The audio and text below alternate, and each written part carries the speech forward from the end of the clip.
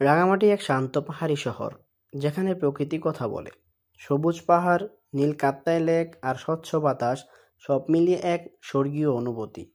আমাদের যাত্রা শুরু হয় ভোরে।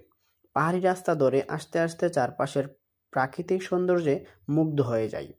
রাঙামাটিতে পা দিয়েই মনটা হালকা হয়ে যায়। প্রথমেই চলে যাই কাপ্তাই লেকে। নৌকা করে লেকের বুক চিরে যেতে যেতে মনে হচ্ছিল যেন স্বপ্নের জগতে চলে এসেছি। ছোট ছোট দ্বীপ, পাহাড়ি ঢেউ আর ঠান্ডা বাতাস এক অন্যরকম অনুভূতি দেয়। তারপর যাই রাঙামাটির বিখ্যাত ঝুলন্ত সেতুতে। ছবি তোলার জন্য একদম পারফেক্ট জায়গা।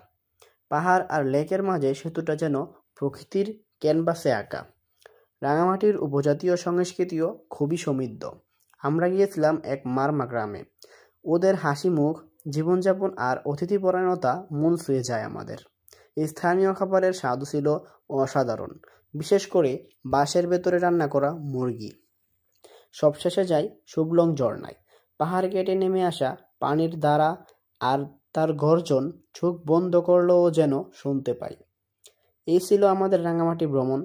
যদি প্রকৃতি আর প্রশান্তি ভালোবাসো, তাহলে একবার ঘুরে এসো রাঙামাটি থেকে। মনে থাকবে চিরকাল।